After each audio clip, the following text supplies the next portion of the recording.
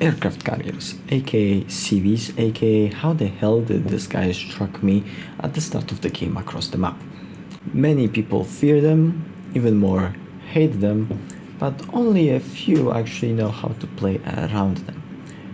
And in this video I'm gonna be talking exactly about that, about how to play so that you can reduce CV's impact on the game, minimize their damage, or even turn some of their attacks against them.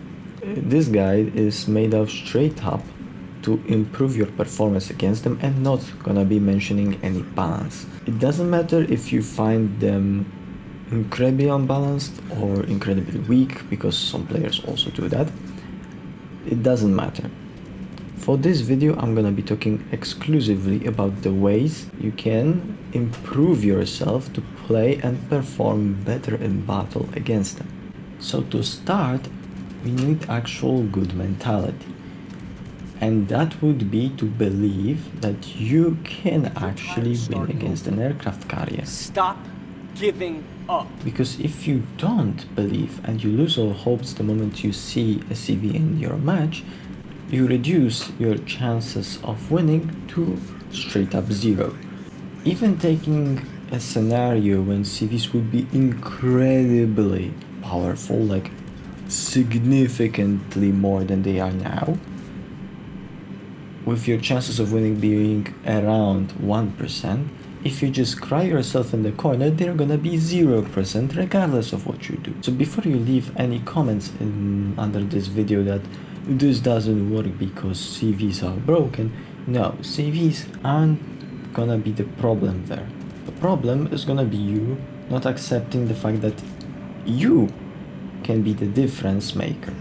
Because it's never about the plane, sir. It's the pilot. Exactly. Okay, with the right mentality we can actually start thinking about what we should do. And to know what we should do, we should start with knowing what enemy can do, which is in this case aircraft carrier. And for that I'm gonna quickly present you types of squadrons and their drop patterns as an example of how it looks like from perspective on a CV while it's dropping, and what classes are affected by which type of squadron. You're gonna see which classes are gonna be affected. CVs have 4 main types of squadrons: attack aircraft, aka rocket planes, torpedo bombers, dive bombers, and skip bombers. Every single one of the squadrons work in a very similar way, but have different drop patterns and damage they can inflict.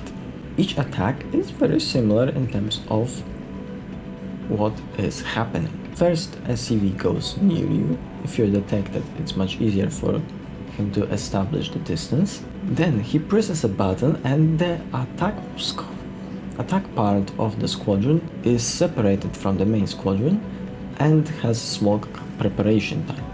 After which he can drop you. For attack aircraft, between the actual drop and the CV pressing the button, there is small machine gun time, which indicates where the rockets will fall.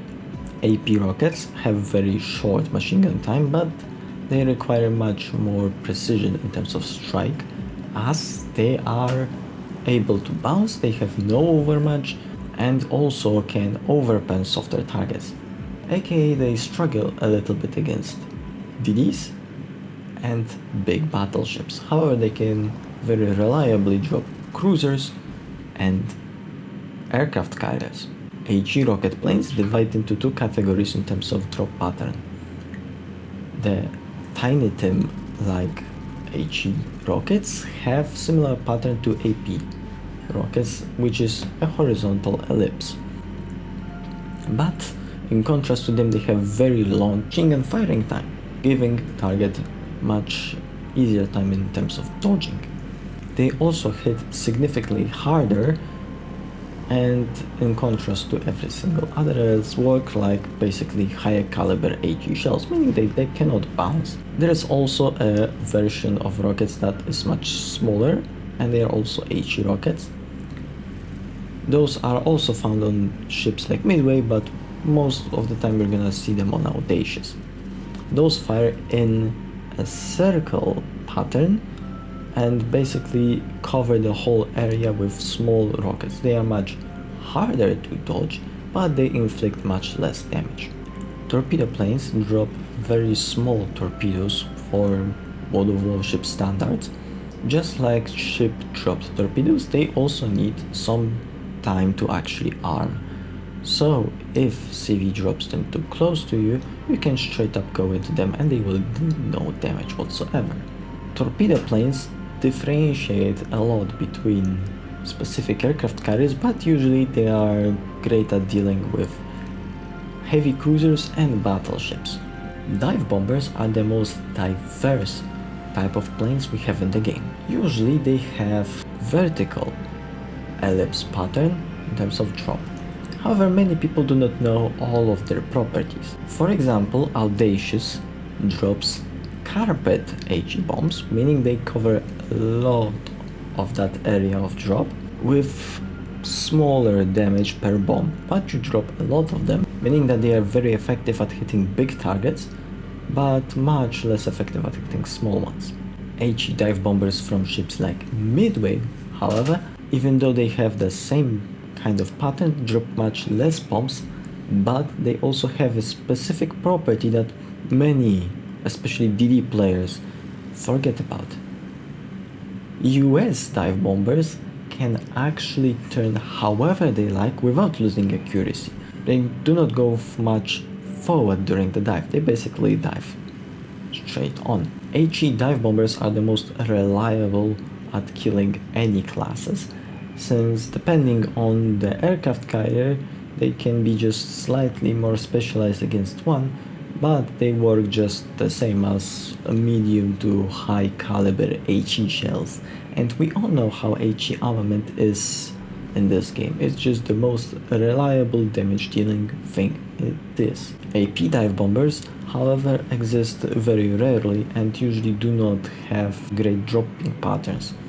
Very often it is the same pattern that there is on the HE dive bombers, which is vertical ellipse. However, very often they have either an ability to turn at all, which is the case for Hakuryu, or they are RNG guided like Manfred von Richthofen. And the last type of squadron CVs can possess are skip bombers.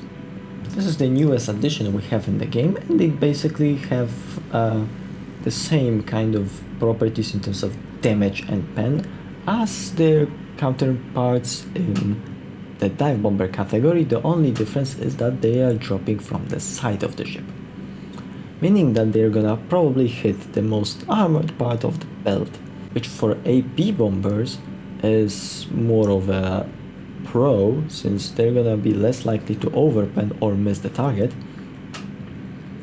But for HE, it means that they are most likely gonna non-pen and just cause a lot of fires. As terms of both AP and HE skip bombers, they are incredibly effective at dealing with enemy cruisers, but not really against the bigger battleships. HE skip bombs are also incredibly dangerous for DDs if they decide to swim in the straight line sideways to the skip bombers. Okay, now we know how CVs operate in terms of dealing damage, but that's not the only thing they do. They also provide a lot of spotting, and I mean a lot of it, mostly using their fighters, because in this game fighters do not work like actual fighters that shot down other planes and protect the allies. They work like spotting planes that just are 1 minute of controlling an area. Also, CVs, in contrast to other classes, do not find their HP pool or even the amount of planes as the general resource. They have two main resources that most other classes do not find to be as important as they are for them. First is time, because for CV to get to you, it takes a lot of time and they need to actually carry their own team, so they need to take into account how long it's gonna take for them to reach their target. And second are their teammates, because they're not gonna use their own ship's HP, they're gonna use their teammates' HP as a resource.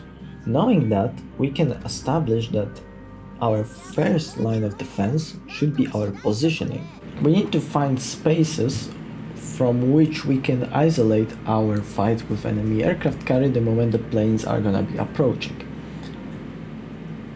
This can, for example, be a smoke screen or an island that's in proximity of your position, allowing you to get behind it the moment planes are gonna actually come to spot you.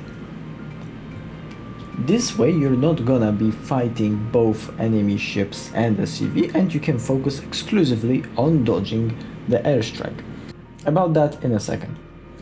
For cruisers, it is very important to know the angle the enemy CV has to drop you from to be effective. Making sure that that angle towards your ship is covered either by an island that can stop, for example, torpedoes and rocket planes, or by allies, so that enemy CV has to go through AA of multiple ships to get the correct angle. That will totally discourage enemy aircraft carrier from actually performing that maneuver. Instead, he's gonna go and choose different target. For battleships are not usually the greatest in terms of being maneuverable or taking cover, so they need to use their allies as a way to actually armor themselves against aircraft carrier. When CV wants to perform a drop, it doesn't really want to go through AA of multiple ships. So even keeping mediocre AA between your vulnerable side and enemy aircraft is the way to go. If the CV is focusing you too much, it's better to stay a little bit behind to waste even more of its time, and if you keep a line of your allies in front of you, it forces him to search for entries through the gaps in the AA line, making it waste even more time, and maybe it's gonna completely discourage him from dropping you anyway. Buying yourself time as a battleship is also a very good way of actually tanking a CV, because you're mostly gonna focus on dodging enemy shells instead. But if it takes a long time for enemy CV to actually go to you, you're gonna have enough to get your DCP or heals out of cooldown. Okay, once we know how to isolate ourselves in terms of fighting enemy aircraft carriers, so we don't have to dodge both the enemy shells and CV drop, let's actually go into the how to drop actual CV planes. And that's not really that complicated once you know the drop patterns, because it kinda gets intuitive knowing how the drop area looks like. For dodging the rocket planes, you usually want to be turned towards the CV, regardless if those are AP or HE rockets. AP rockets will bounce off if you're even slightly angled. HE rockets, however, have set amount of pen and work just like HE shells, so you need to tank them for the turrets or try to minimize the damage by dodging them. You can easily do that knowing that every single bit of machine gun fire is when the rocket is actually gonna go, so you can tell somewhat where the rockets will be. Same idea goes for dodging the HE skip bombers, as their drop pattern is borderline identical in terms of actually performing a dodge, just with that small idea that AP skip bombers actually have 32mm overmatch. For torpedo bombers, things get a little bit complicated, as rocket planes usually drop you once. Same goes for skip bombers, as they're usually not that durable compared to other squadrons or have very long time between the drops. Torpedo planes usually have heal, are very durable, and have multiple drops with very short cooldown between them, So what happens is very often they can drop you multiple times, and very often is when you are busy dodging the first drop, the second one is already hitting your side. How to prevent something like this? Well, dodging the first drop is relatively easy because you drop it as if there were normal torpedoes that just appeared close to your ship, but you kinda had an idea where they're gonna appear. So you either turned in or turned out. If you turn in, you want to be going fast. You want them to pass you as quickly as possible, but if you turned out, you want to slow down and let them pass you. It's gonna be much faster dodging those. So you can actually focus on the second dodge before it actually comes in. So you're not gonna be cross-torqued by an aircraft carrier. In terms of dodging the dive bombers, you need to know what CV you're facing, because every single one has a couple different properties. I already mentioned midway dive bombers can turn however they like during the drop without losing accuracy, but they still do not have that kind of turning circle to turn 180. Usually they turn like 90 degrees just fine, but the amount of time they have in a drop is usually not enough for them to turn even more. Dive bombers usually do not have ability to go further in the drop, so they just have that small area around when they start the dive to actually perform an attack. So for fast ships, the easy way of actually dodging is either stopping if they're coming from your front, stop and turn, making them drop in front of you as they cannot go forward, because CV dropping from the front needs to make a prediction for your movement. If you can just stop and start reversing, they basically have no means of actually hitting you. If they drop you from behind, you want to accelerate. And you cannot really accelerate if you were already going full speed. So what you want to do is actually slow down the moment you see the dive bombers coming. Going 3/4, CV cannot really tell if you're going 3/4 or full speed. So they're gonna anticipate the distance for the prediction of the dive based on how you're moving relative to what they can see. And if you were going 3/4 and the moment they actually start performing an attack and planes start going up and then down, you accelerate to full, well, you actually might just completely screw him over. Also, turning slightly might help you a ton, regardless of the ship you play. AP dive bombers have huge penalties for actually turning during dive, so they need to have it perfectly aligned. They are dropping less maneuverable ships, of course, but just having a 30-degree turn is usually enough to make most of their bombs miss you. Unless you're playing against MVR, which it doesn't really matter if you're stationary or moving at full speed and turning, because those bombs are just RNG guided. Thank you Wargaming, by the way.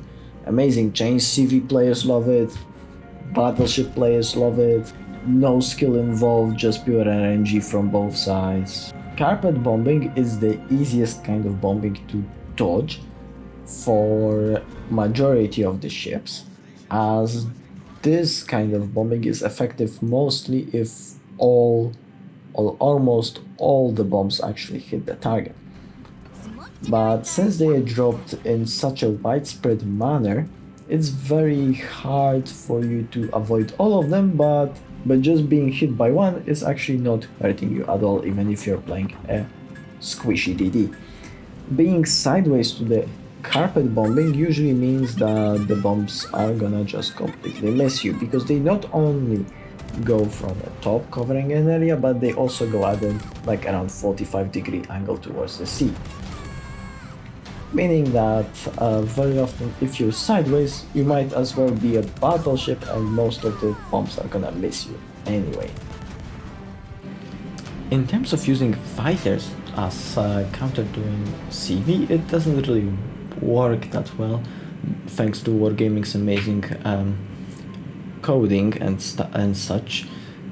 But if you have in the game a CV that's spec'd into interceptors and, for example, runs a full fighter build like Essex or Burn, you can feel free to ask them to give those fighters to you as a way of denying an area for a short amount of time.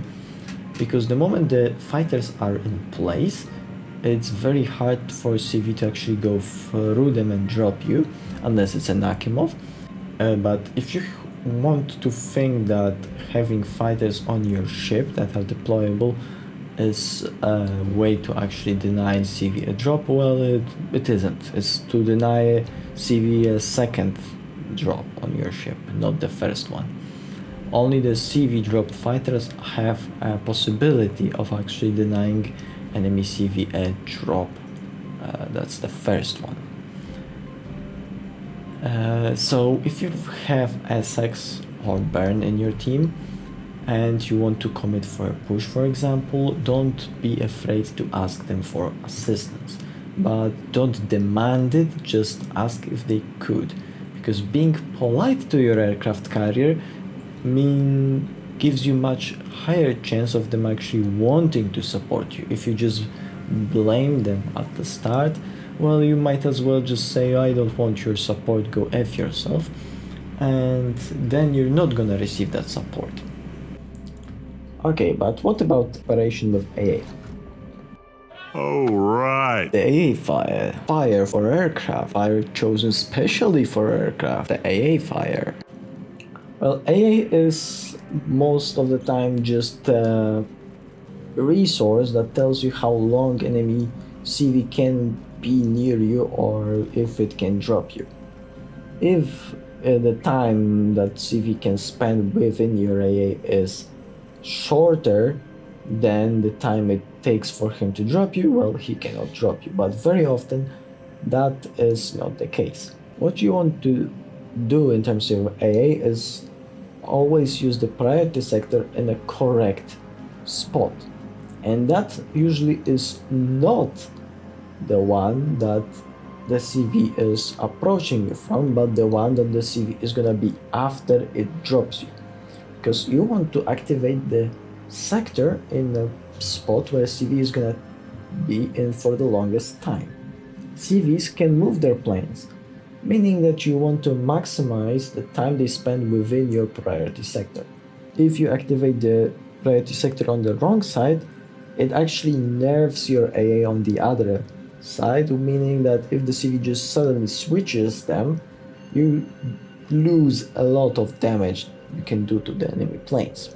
Stacking AA in a little bit of a blob is very effective as long as your flak ranges kinda intersect on top of each other, meaning that enemy CV has to constantly dodge flak. If CV has to maneuver and dodge, it's much harder for him to perform drop. And I'm not talking here about just losing planes. Just having maneuvers as a mandatory thing for enemy aircraft carrier reduces the damage it can deal to you. And this also helps your CV to be more valuable in the battle, meaning that the scales turn to your side. Okay, so in the end, I want to tell you a couple things to summarize this whole video. Most important thing is to realize that CVs are not supposed to be countered by being deplaned or destroyed at the start of the game, because they value different stuff than other classes we have in this game. So to efficiently deal with enemy aircraft carrier, you need to position yourself in a good way. You need to know your weaknesses and your strengths, and then play around what enemy CV can do and what it cannot do to you. This is a very difficult task, especially for new players, and very often comes down to being pretty tedious. But if you know what you're doing you're gonna play around an MCV pretty well and still gonna be able to secure a win or maybe have a decent time and good game. Most important part is to never give up at the start of the game and be that guy who just thinks that if there is a carrier in the game, there is no way for him to keep score. We cannot change what we have in the game, and no amount of complaining is gonna have an influence on that. All we can do is influence how we view the game and what we are doing with it. That's the only thing we can have an impact on. Okay guys, if you found this even slightly helpful, consider liking and subscribing. Well, you don't have to, it's free, you can always unsubscribe.